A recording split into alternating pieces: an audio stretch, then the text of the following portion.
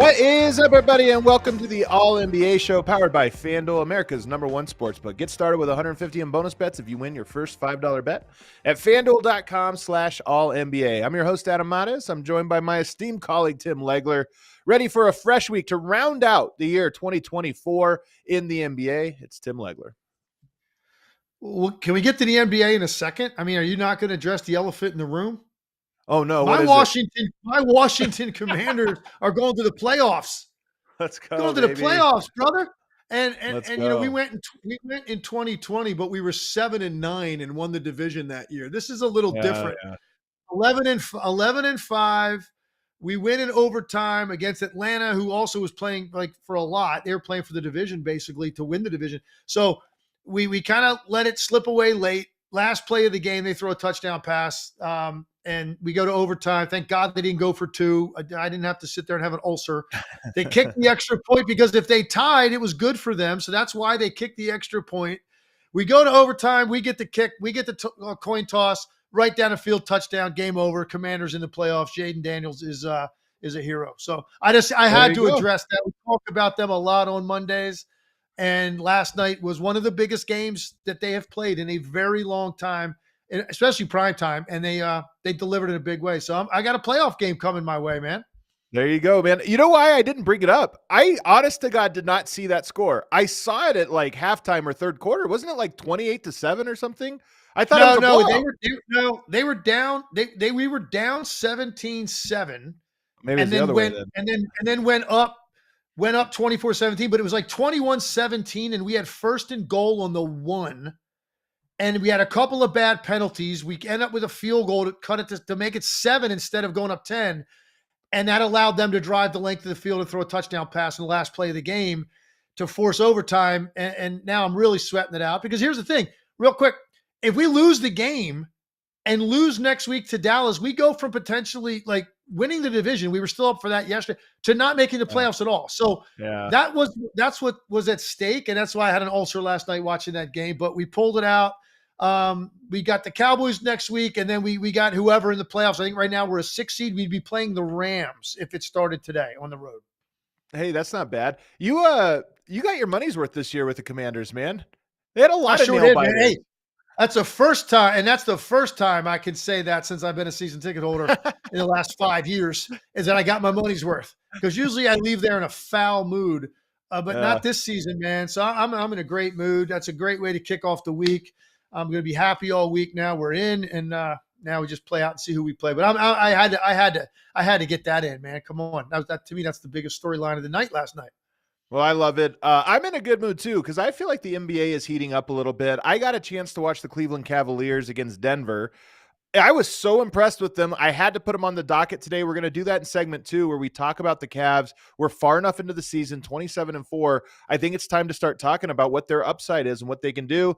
The Kings fire Mike Brown. We'll talk about that, and we'll get to some shout-outs. But we're going to start. We always like to start with the games.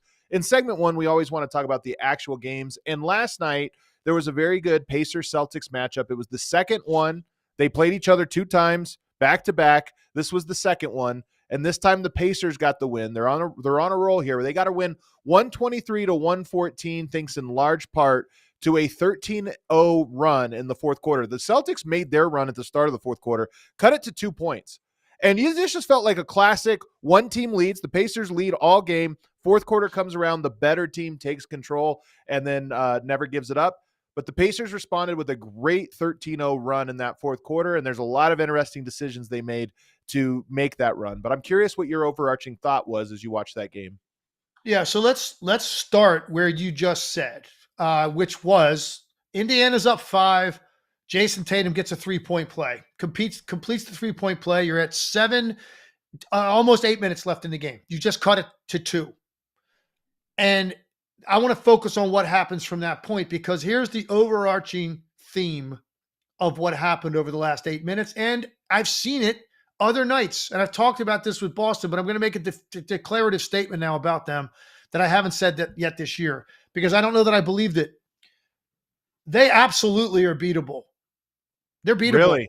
And they're beatable because what they think is analytically the best offense for them, and it makes the most sense, and you got guys crunching numbers, and this is how they want to play. And I know that a lot of nights they just absolutely overwhelm you with a barrage of 3-point shooting. And there's a lot of nights you can't make up for, because they're also, when they want to be, they're a very good defensive team. When you combine the two things on the same night, man, it looks like some nights you watch them and you go, oh man, yeah, okay. Who's playing for second in this league? I've seen too many games here, man, over the last couple of weeks in particular. They do not adjust at all and go to another way to beat you. And they have so much personnel to beat you another way. So from the time they cut it to 2, let's just break down like the next sequence of events where next thing you know, it's double-digit lead. Very next possession, Tyrese Haliburton comes down and he just does an inside-out dribble on Jason Tatum. Really like good one. Just totally tied his shoes up. And but he goes all the way to the rim unimpeded, no weak side rotation. Jaylen Brown was under the basket. He should have seen that coming from a mile away and rotated over. Instead, he never moved. He just stayed under the rim. They didn't really have a shot blocker on the court. Porzingis isn't playing. So, Cornette's not out there. They didn't have even Quato. They had no one out there. It was a smaller lineup. Horford's not really a shot blocker. Anyway, Haliburton goes right to the rim. Boom, layup. Okay, so it's 4. No big deal. Very next possession, it triggers this series of events where you're just going, what are they doing? They come down, and halfway through the clock, there's like 13 seconds on the clock. The ball ends up in Sam Hauser's hands about halfway to the corner on the left baseline. He catches the ball. He literally turns, dribbles backwards to the corner, and shoots a heavily contested 3 over Miles Turner with 13 seconds on the shot clock. Yeah. Like, and like the thing is, like, nobody in Boston, including Joe Mazzulla, I think, thinks that's a bad shot. And I'll say it right now. That's a horrendous shot. Horrendous. And Sam Hauser can really shoot. You're backpedaling in a game in which you fought back to cut it to 2. Now you're down 4, and you're backpedaling, shooting it over a 7-footer with a hand stretched out with like no floor balance or anything, just because that's just how we play. Okay, so now we come down the other end. You know what happens? Very next possession, corner, kick out, Ben Shepherd, bang, 3. Now it's 7. Come down the next possession. Jason Tatum, with 13 on the clock, isolates at the top of the key. He almost loses the ball, but still goes up into the step back 3, fading away, like super contested shot, misses it. Pacers rebound it, and no one rotates back on the shot, so they throw it over the top, an easy layup, uncontested to Ben Shepherd. It's 9-point game, just like that, and that pretty much did it. And then it ended up getting to 15, 17, whatever it did. But to me, that sequence of events is what really ended the game for Boston, and more importantly, showed you why they are vulnerable, and they're more vulnerable right now than they have been at any time over the last year and a half now, almost, since they added the extra guys that they added and make them look like so formidable to win a championship. I don't think they've ever been more vulnerable than they are now. And again, on the night, 54 threes, you make 16 made. 29% from the 3-point line. They take 54 threes and 39 twos. And they've got Jason Tatum, and they've got Jaylen Brown, and they've got Derek White, and they've got guys that can beat you off the dribble and win one-on-one matchups. And by the way, teams are so spread out against them, Adam, that there are all kinds of driving angles, because you can't just load up the lane against this team. They have too many guys that can shoot it. So you're already extended, and very, very, very few occasions over the course of the time they got that thing close did they put their head down and go to the rim. It was really, and I'm watching the game, and I've said that before. They lost to Chicago recently where they took 56 threes on a night and made 16. They make 16 out of 50. I'm sorry, they're 14 for 56 in the Chicago game, 16 for 54 last night. And it just looks like, Adam, they're doing everything they can to make themselves as easy to guard as possible. And they don't like time out, bring it in. Okay. Now I want dribble drive kicks. Let's attack multiple closeout guys. Joe Mazzulla talks about it all the time on his pregame interviews about what they want to do and the way to attack, the multiple driving kicks and the second backside three is a good three. Okay, well then why are these quick threes being taken that are contested with guys draped on you when you've gotten yourself back into the game and you allow now Indiana to have confidence and go on and win the game? So that to me, biggest takeaway, that stretch, I'm sitting there and it's pounding me over the head. They're beatable. They're vulnerable. Yeah. And I know they don't have Porzingis, but it's not about personnel. It's about style of play, helping you guard them. So that was my biggest takeaway. So that sequence that you're talking about, by the way, was like 90 seconds. It wasn't much. They closed it to 2, and within a minute and a half, it was back up to 12 points or 10 or 12 points or something like that. And to your point, it happens quickly, when you make mistakes like that, especially in the clutch. But, you mentioned, the Celtics, they haven't looked as vulnerable since they acquired the new guys. The new guys are Drew Holiday and Porzingis. Neither of them played in that game. So I will give them, I personally factor that quite a bit into this one, because they do just have more bodies. But your broader point about they have a style that has gamed the system, getting all these threes up, but when it's not falling, do they have the adjustment? I think Jaylen Brown does. I think Jaylen Brown has an attacker's mentality, and even in this game, I thought he was getting downhill all game, but especially in the fourth. Tyler Hero comes to mind as a guy that has adjusted his game to be very three-point dependent, but in the clutch, he'll take whatever he can get, mid-range to the basket, whatever. And I think that's the thing that the Celtics can probably learn from. When you talk about that one from Hauser, when you're in the fourth quarter, 7 minutes to go, 3-2, it doesn't matter. Get a score. At that point, the analytics kind of narrow. The gap there narrows, and you just need a bucket. So to take the step back and try to get that, it's like, all right, it's maybe a little too deep into their brain. Nonetheless, I do like the point, but I want to go to Indiana's side on this for you.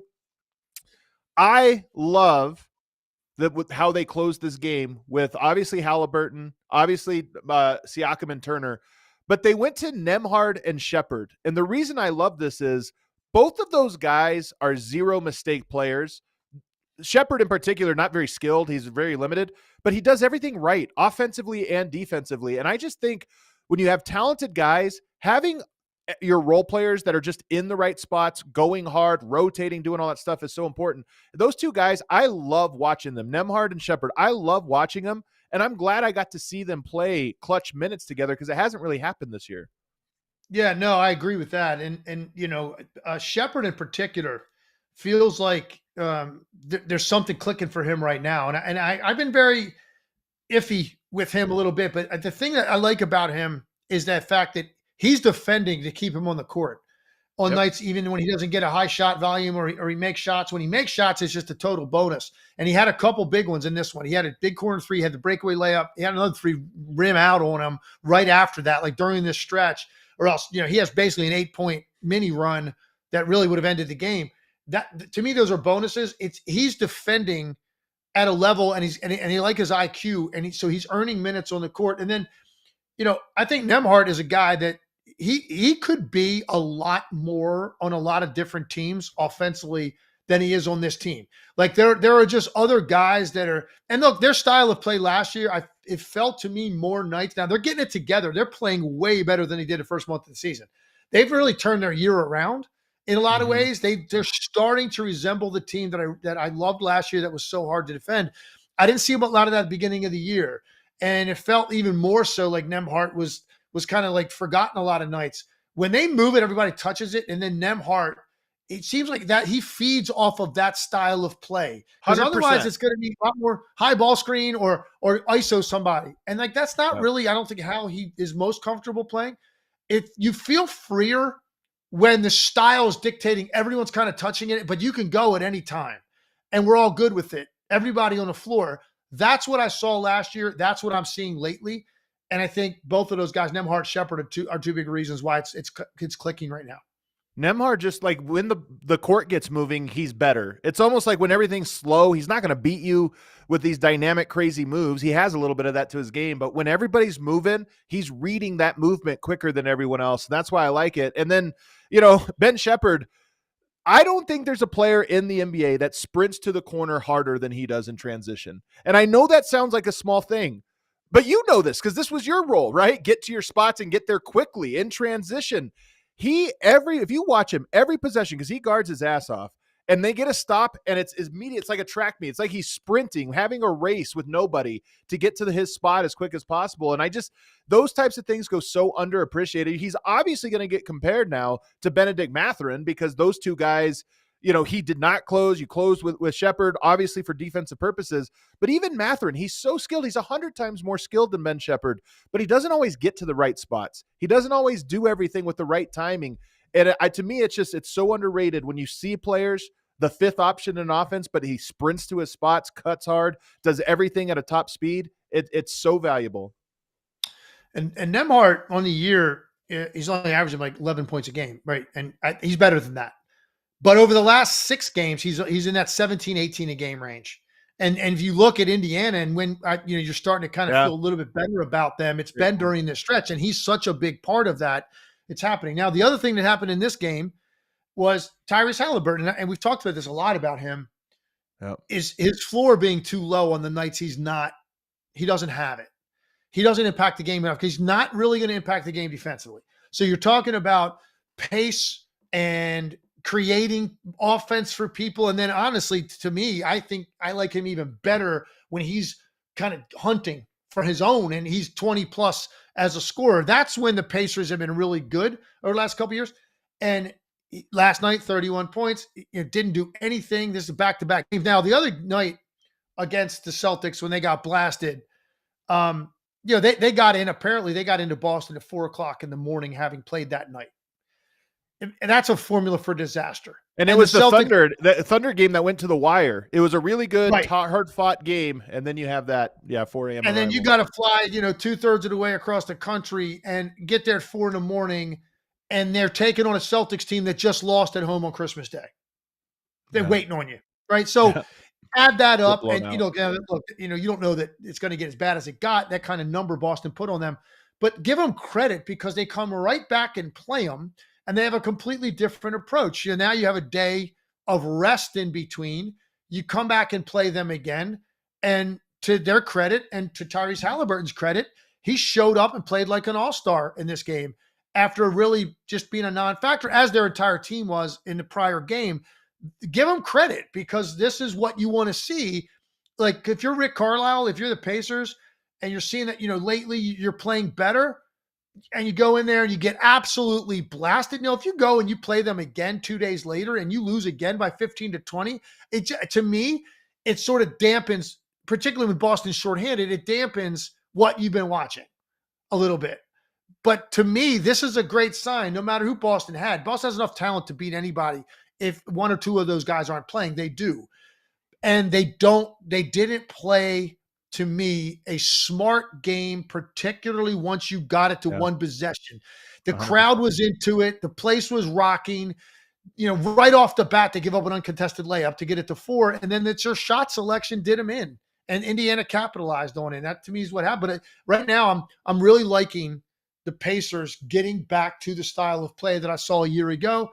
That is going to make them really interesting here going forward. So here's what I like. You mentioned Haliburton, and here's what I liked about it. He had 31 points. 8 of those are free throws. So he has 23 points. 1 was a 3. 1 was a foul line jumper. 18 points were in the paint. That's what we needed to see from him, getting downhill and getting to the rim. And they were all those right-handed drives, gets to his right hand and has that scoop shot. You mentioned the one against Tatum in the 4th. That was great. Got him on the hip and went. But that, to me, is the big part of it. We talked about confidence early on. I think part of the confidence is the ability to get downhill. And again, I credit the spacing, the smart players that they had out on the court to close. But I just thought he has lately, what I've seen of him, has had it in his mind to get into the paint and to get downhill a little bit more. And he was effective against a very good defense last night. And one of the big numbers from this game, Adam, that you need to look at, it's inexcusable for a team like Boston with that level of offensive talent and a team, what we've said, that they've got defensive capabilities too, and they can pressure out on the wings and force turnovers. They had 4 fast break points in an entire game, 4. And the reason they had 4? Because a lot of times what they're hunting in transition is a 3-point shot. And on the nights that is not there, for whatever reason, it's just your team is just not shooting the ball well from 3 on a given night. Well, maybe some of those turnovers or long rebounds you get that are leading to a surge up the floor, does it have to end up with the first pass trail three, like the first guy that walks into one shooting it? How about get the secondary break on that possession? Maybe your fast break points aren't as good, or there's exactly what they were, but you still score on those possessions. And the reason Boston's fast break numbers were so low is because they're constantly looking for the three and the kill shot when they get numbers. And on a night you don't shoot well, now you're not getting any easy points, or you're getting secondary transition, or making those quality possessions where Indiana has to guard you throughout. Indiana's not a great defensive team. You should be able to work them if you're smarter offensively, and they weren't. So it's two takeaways. Boston, to me, that was disappointing. And they're playing shorthanded right now. I get it. Great. I'm talking about style, man. And their style some nights is, and I'm sure Boston fans have to feel the same way. It gets a little bit like tiresome when you take 5 or 6 of those in a row and nobody makes one. And you're just like, man, some of them, by the way, I was watching last night, some of these shots in the fourth quarter, they're open, but they're still shooting them like their hair's on fire. Like there's nothing wrong. They're wide open. Yeah, take a little bit of, and I'm not saying you hold it, bounce it, stare at it. No, I would miss those shots when I played if I was too open and I got something out of my normal rhythm. But it doesn't mean you have to shoot it like as fast as you can. You can also go up at a little bit more controlled, relaxed pace and shoot the ball. And they weren't doing that because it's just like it's almost becomes manic at times when you watch them, the way they play offensively, and it lends itself into being guarded.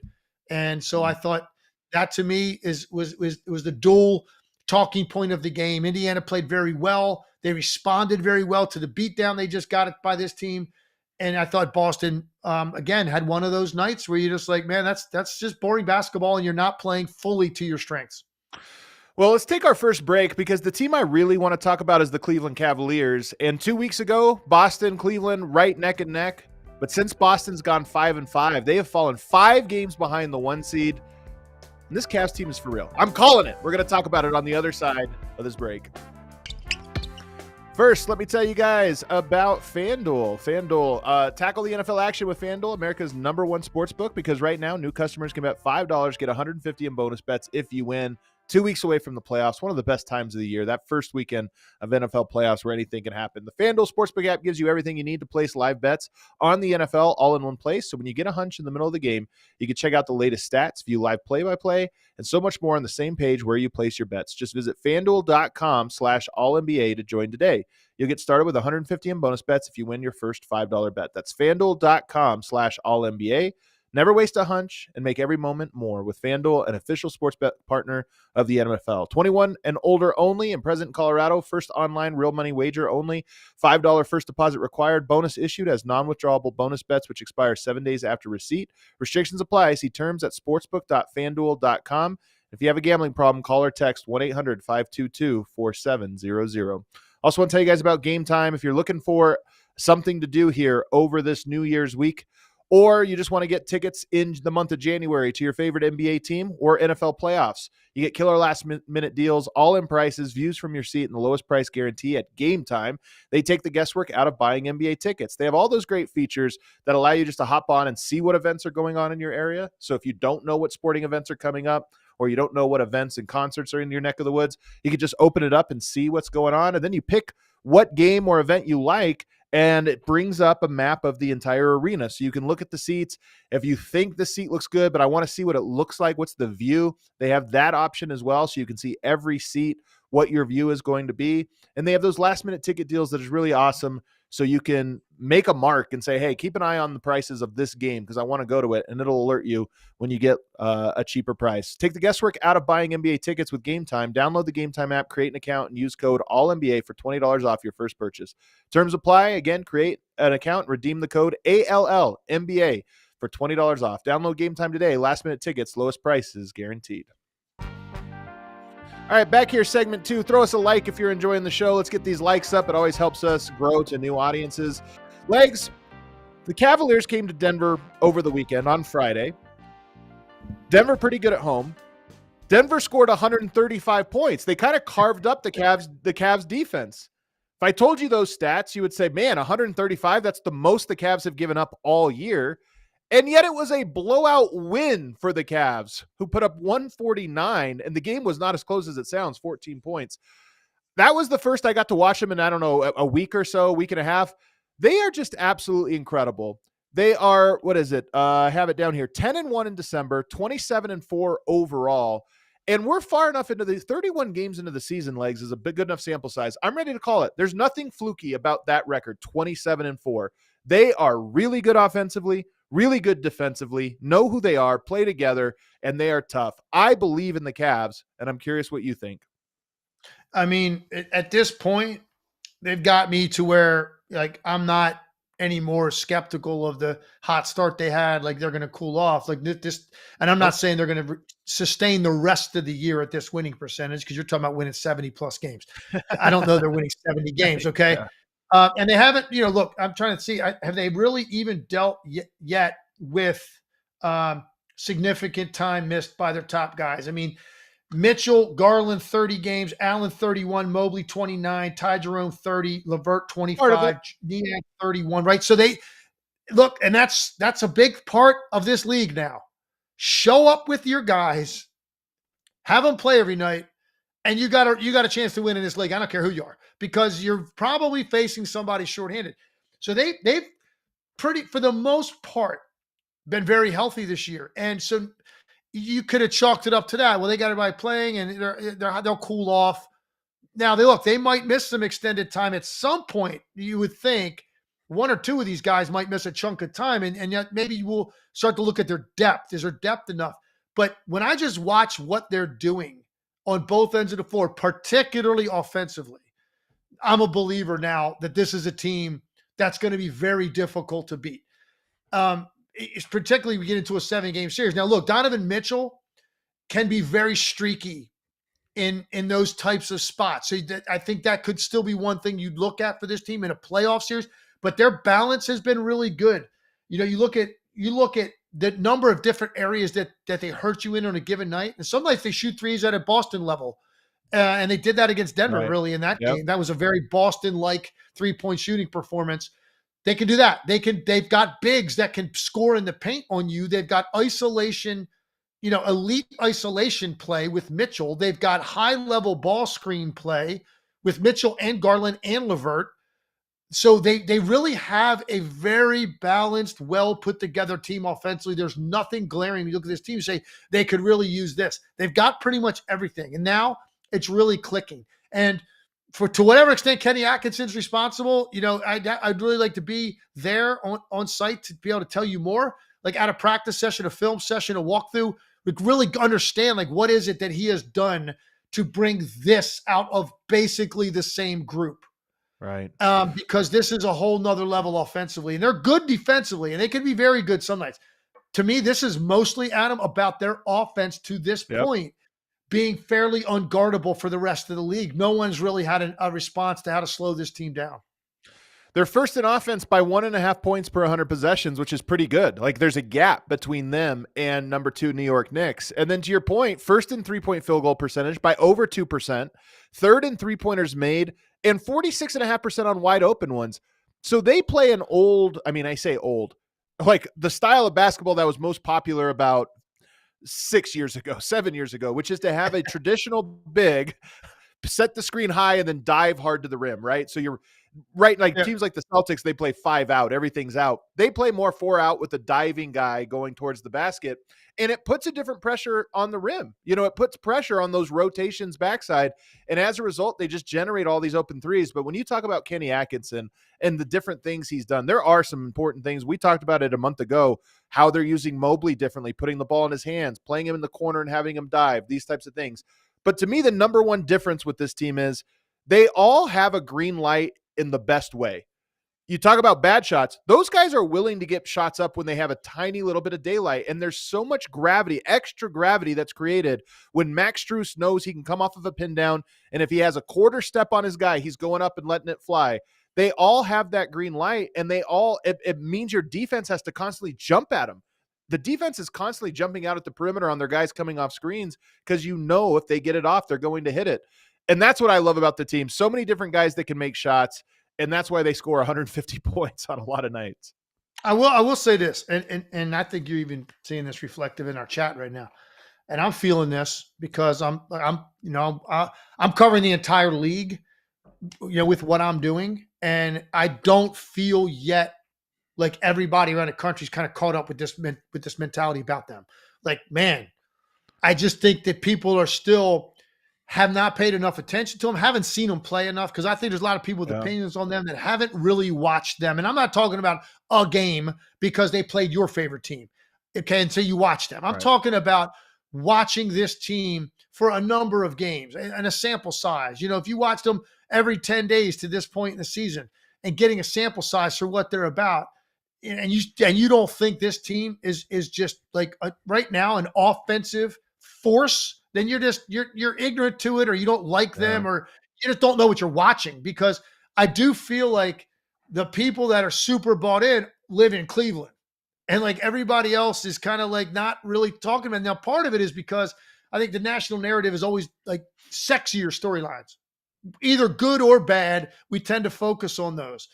And maybe people don't put Donovan Mitchell in that category of star that gets all that attention all the time. Like these other teams have a guy like that you're always dying to talk about. Maybe Mitchell doesn't generate that for whatever reason. He's clearly their best player. So, but for me, what I've seen Adam is a team very unselfish, very free, and very complete.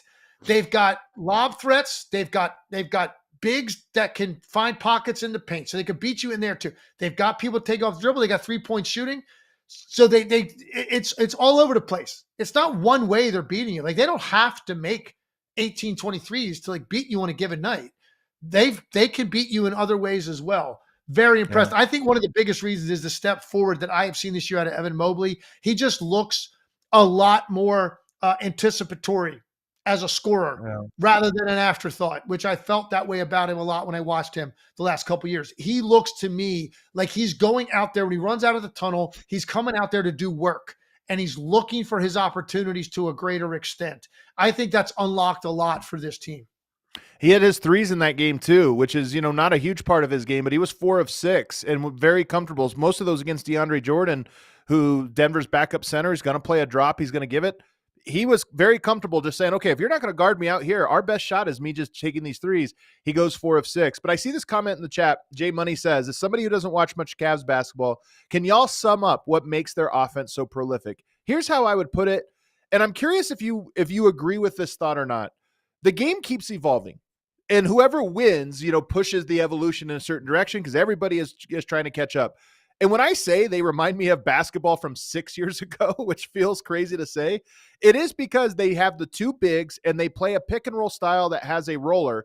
But in today's NBA, every team is trying to build a defense that can guard the perimeter, switch and guard. Well, they're too big for you to switch everything. Their bigs will punish you. And they have not one, but two super dynamic on-ball creators that no matter how good of a defender you have, Donovan Mitchell and Darius Garland can get around them. Not every time. There's going to be teams that slow that down. But against Denver, who doesn't have those guys, they're in the paint every time, and you're constantly in rotation and sending help. And how do you fill in around that core? With a bunch of shooters, and that's what they have. So they're impossible to guard inside, too big for you to switch, and they have the dynamic two-guard play from those guys, as well as guys like Tyrese Haliburton who can put the ball on the floor. So that, to me, that's how I would define why they're so special. I think that's a great summation. It kind of describes the different ways and the completeness of their team offensively without any real shortcomings of something they don't have. I think you just summed that up pretty well. If I had to pick one of those things that stands out at the top for me, it's the fact that Darius Garland and Donovan Mitchell are so dynamic with the ball in their hands with any sort of brush screen or ball screen, or even on a swing later in the clock, just beating their guy one-on-one. Like they can just beat their guy without a screen. Both of those guys are so dynamic with their quickness and their ability to get by that first defender or to get by two if they run ball screen. That, to me, would be the top of the list. Having two guys that creative, that good. And look, Tyrese Haliburton's pretty good at it, by the way, too. So that would be the first thing. And then I just think they've got a lot of guys now, especially now that Mobley is shooting the ball more consistently from out there, and he's taking 2.5 a night. Some nights I've seen him take 4 or 5. Like he's more comfortable taking the shot, more of a threat. Their spacing is better. But they also, 40 assists against Denver, allude to this. They aren't going to take the first one with half decent daylight. A lot of times they get the second one because they're very unselfish. They're smart. They have been coached to understand how to break down a defense and then get the ball moving one or two passes out of that to get the best shot. And as a result, when you watch them, nothing feels forced with them. And when I watch, to contrast them with Boston right now over the last couple of weeks, I do feel like their possessions are forced sometimes. Like that's the only thing on their mind is getting off the next three.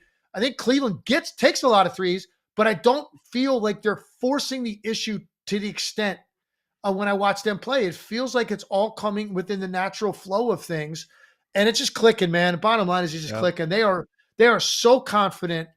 They're so good offensively right now, and they know that you probably don't have either the personnel or the determination or the concentration that it takes to stay with them and the relentlessness that they're coming at you with offensively for 48 minutes.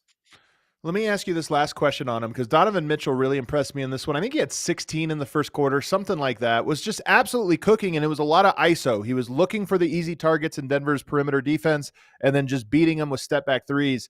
But he finished with only 33, and he only took 17 shots. It was like he was on fire early, pressed that aggressiveness, but didn't overdo it, and that's one of my criticisms of him traditionally. But Cavs had 40 assists, and my question to you is, do you think their title odds, they've figured out the team part of this, the defense, all that stuff, but oftentimes in the playoffs, you buy a player's ability to carry you in those moments, to some extent one-on-one.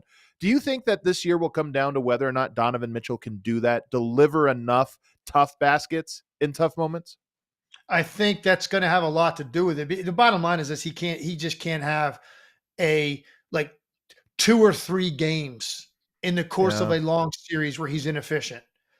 I think that's going to be harder for him to overcome because the nights that Donovan Mitchell, historically in the playoffs, has been inefficient are typically not 5 for 14s, right? They're 7 for 27s. Yeah. Where because it's and I really admire him a lot, and there's a lot of things I love about Donovan Mitchell. He wants it so bad, and guys like that want to put their stamp on it.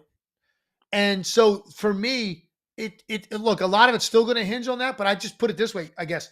I have more faith that Donovan Mitchell will be better than he's been in the past, or that he's on a team capable of overcoming him having a night like that. Whereas I didn't feel that way when he was in Utah, right? You felt like if he had one of those nights, that was going to be tough to overcome. And particularly the last 6 minutes, if the ball's in his hands every trip and it's just Donovan, he's going to end up taking some really tough pull-up threes in bad spots and get in trouble. In Utah, I thought that was a big part of their offense. Agreed. I feel like this team that he's on now has a better chance to overcome that if he's having one of those nights. Or I feel a little bit better about him that he's on a team that maybe he won't have nights like that because he doesn't need to continue to go full throttle and make it, his answer. He's got other guys that he's very confident in. And this team just has incredible chemistry when you watch them, man. It's flowing for them at a high level. And I think Donovan Mitchell's bought into that flow. It won't be as much about him, but look, bottom line is I don't think you could survive, him having like 3 of those in a series, or shooting, 38% in a 6 or 7 game series. That's going to be tough to overcome if he were to do something like that. But look, I could say the same thing about any team and their star player. Yeah. Well, it's a hell of a run they're on. 10-1 in December. Only 2 of those games have been close. They lost to Miami on the 8th, and they beat Boston by 4 on the 1st of December. Every other game was 10, 15, 20, 30 in some cases. Blowout wins. They're on a roll. They're playing connected. They're fun to watch. If you haven't watched the Cavs, I actually think in addition to being good, they play a good brand of basketball. They're fun to watch. The ball pops, and they got a lot of guys that contribute. On the opposite end of the spectrum, the vibe spectrum right now, you got the Sacramento Kings, who over the weekend fired their head coach, Mike Brown. They had lost 5 in a row at home legs. So the Kings might be the saddest team of the season, honestly. Like if we did the sad rankings, the Kings might come in number 1, but they move on from their coach. Was it the right move? And what do you think needs to happen with them right now? 13-19, their playoff hopes aren't dead, but they certainly are on life support. So what do you think has to happen here?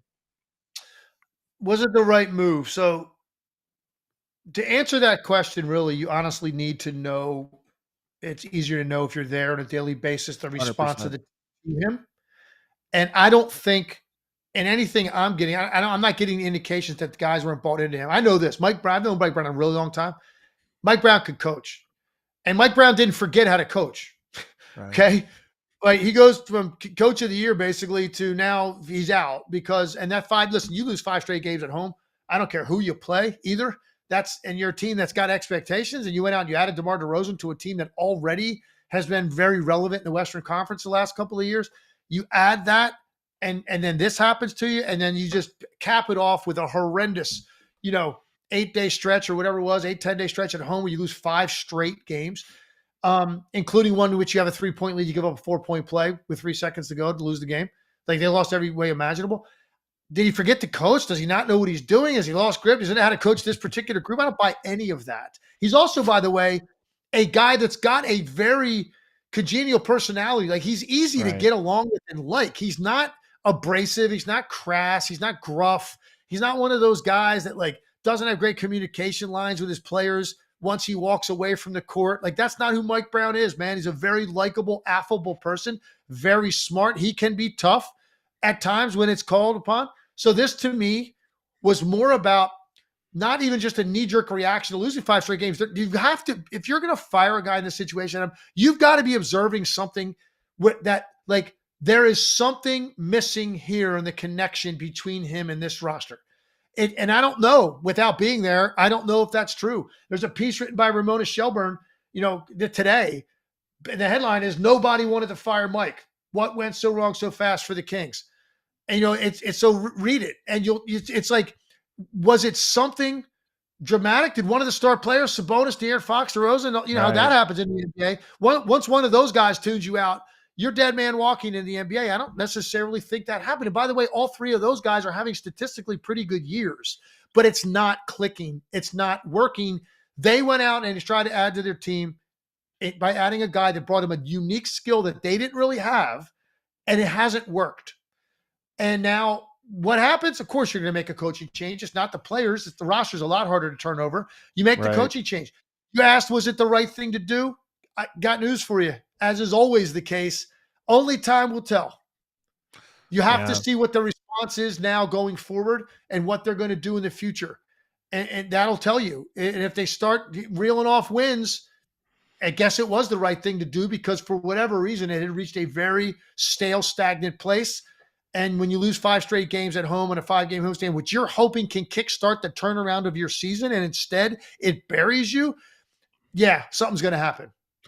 Losing 5 at home, like there's certain things that can happen that feel even worse than they already are. Losing 5 straight is terrible. Losing 5 straight of a 5-game homestand, that is rare. And I think that's part of this probably is just that you look at it, and on top of it's to their rival, the Lakers. 3 of their last 5 losses have come to the Lakers. That's a hard part. But look at this. So they have lost now 6 in a row because they lose to Los Angeles over on Saturday. They have Dallas, Philadelphia, Memphis, Golden State, Miami, Boston. Then you go Chicago, Milwaukee, Houston. You just look at that stretch and go, a team that's reeling, falling apart, interim head coach, lost 6 in a row. I just look at those and go, I don't know if they're favored in any of those. Maybe at Chicago, probably not, actually. So probably none of those games will they be favored in. And this could be a scenario where if you lose even just half of those games from here on out, your season is kind of buried in that tough Western Conference. So the Kings are on life support, but I kind of think I think they're going to be pronounced dead by mid-January. Yeah, there's a very good chance of that. And, it's going to be interesting to see what their decision is going to be going forward and how they're going to rework this style, their offense, how they're going to make these pieces fit in a substantial way to win games. Because one of the other things, Adam, that I think really hurt was based on some of the things that have gone on with whether it's injuries or not playing up to expectations. You felt like there was a window in the West to be like in the mix in the top 4. If your guys were healthy and you're showing up and playing. So I think that also added to it. OKC is on I think a different level right now. Memphis has been very good. They got their guys back. You expected that. Houston's been a little bit, I think, better than advertised at 21-11. But then you start looking at the Mavericks, the Lakers, and the Clippers, and the Nuggets, and Timberwolves. Like all of those teams, the Suns, Pelicans have fell off the map. Like there seems to me that there was an opportunity there if you were healthy to get into the mix and grab part of that real estate beyond like third. And that, I think, it made it just even more glaring when they lose 5 in a row, when you think, hey, man, this is our chance. Got 5 straight at home. Let's get in this thing. Go 4-1 at worst, and let's get north of 500, and let's see where we're going to be going forward. And instead, it's the exact opposite. Now you look up, and you're 6 games under 500. Mike Brown get another coaching job. He's bounced around quite a bit. He's young enough. You think he'll be a good coach if he gets picked up again? I think he's young enough that he still has an opportunity, and he has been throughout his career prior to the head coaching stints he had, one of the best assistant coaches in the NBA, and everybody will tell you that. So he's going to immediately, like pretty soon, he's going to be on somebody's bench, whether that's right off the bat this summer. Who knows? Like the guy got 3 years, $25 million extension. And it's funny because Mike Budenholzer, who sat out of coaching for a year after getting fired by the Bucks. We talked about him with him for a while before I did the Suns game, and he was like, there's something to be said for like getting paid a lot of money, not doing anything for a year because I spent more time with my family. Like he went on college visits. He went on college visits with his son, and he said he would have never gotten the opportunity to do that if he was still coaching full time. So there's something to be said about that, where you kind of go step away from the game, spend some family time, recharge your battery. And he's young enough and good enough. He'll end up probably next season on somebody's bench and maybe get one more crack at this somewhere else down the road, because I think the guy can coach. All right, now we're going to get to our shout-outs. We're going to try to do these every Monday, a shout-out segment presented by FanDuel. Don't forget, you guys can – we got a little music here. Look at this, a little funky. Oh, look at that. Look at that. There you go. Some shout outs powered by FanDuel. Remember, you can get $150 in bonus bets when you place your first $5 bet at FanDuel.com/AllNBA. All right, Legler, we each picked one. Where do you want to go with your shout out? My shout out goes to a guy who found himself on a new team, new situation, and it was maligned, I think, a little bit when he left the previous spot. And he's on a team that has had some pretty good marquee wins of late, including the Boston Celtics and then now the Milwaukee Bucks. Josh Giddey is my shout out. On Saturday, Josh Giddey gives you a 23-15-10 game to beat the red hot Milwaukee Bucks. So I want to give Josh Giddey a shout out. His shooting was highly criticized for why he wasn't able to stick around Oklahoma City, didn't give him the right spacing. But the guy's a very smart offensive player. He makes guys around him better because of the way he moves the ball and the way he sees the floor. I like Josh Giddey a lot, and I was glad to see him have a big-time performance against the Bucks in a triple-double with 15 boards, 10 dimes, 23 points on Saturday. I like that one. That's a really good one. And then for an underrated team a little bit with that Chicago team, I like it. I can't remember if I did this one last week or not, but I'm going to go ahead and do it either way, and that's for Mikal Bridges. And it's a large part because at the start of the year, remember, he fixed his shot, kind of messed it up, had a different weird-looking thing to it. Early on in the year, you're wondering if he could handle, New York and some of these different things. But the Knicks are one of the hottest teams in the NBA. He's shooting 45% from three in the month of December. 45%. He'll probably make it all the way through the month shooting that. He's leading the NBA in minutes by almost 3 minutes a game. He's playing an enormous amount. And the Knicks are 11-2 in December. He's a big part of it. So we always get reductive with these types of things. Mikal Bridges is the huge X factor for that team. If he plays like this, a deadly scoring threat that could give you 30, 40 points every now and then, but he's just a threat to shoot it, I take that team very seriously. If he's not, I don't know if I do. So shout out to him because he had a hell of a December. And am I correct in saying, and this guy still hasn't missed a game? I don't remember if he has or has not. Let me check here. The Knicks have played how many games this year? Because he's got you are correct. Yep, he has not missed. I'm looking at his thing right here. Yep, he has not missed a game. And honestly, of everything that you just said about him, that to me is the one that makes me get out of my chair and give the guy a standing ovation, because 41 minutes a night. Yeah, I mean, he had one of the years in which actually he played 83 games because he got traded, and so he ended up playing 83 in a given year. When guys see 82 and they're thinking 70 and they end up with 64, and this is a guy that sees 82 and says, "I'm expected to play 82." I don't know how long this is going to go on, but I applaud a guy that shows up every night and has been able to stay healthy. Availability is a big thing in this league. So I give him kudos for that. But you're right. He has really found his rhythm. And he was, people I think in New York were like a little bit skeptical when he first started out with them. And he was like, I expected more than this from Mikal Bridges. I think he was just getting comfortable. Well, guess what? He's comfortable now. And he was sensational on Christmas Day. He is rolling right now. And the Knicks offense is humming right now as well. I saw somebody say Jonathan Kuminga, probably another guy, deserves a shout out. That's a good one. So I like it. Let us know in the chat and let us know in the comments below who your shout out is for this last week. It could be a big name. It could be a little name. It could be a player, coach, or team, organization, whatever you want. Let us know your shout outs. All right. Did we have any super chats today, James? I don't think so. Nope. No All super right. chats today. Hit that outro music for us. We have some good games tonight. There's a good slate of NBA games tonight, so we'll have some stuff to talk about tomorrow for sure. Legs, good to be back, man. Yeah, man. Great show. Look forward to tomorrow. Everybody do us a favor. Make sure you're subscribed to the show, not just here on YouTube, but also on your podcast apps so you can catch us on the go and hit a like on the way out. We'll see you tomorrow.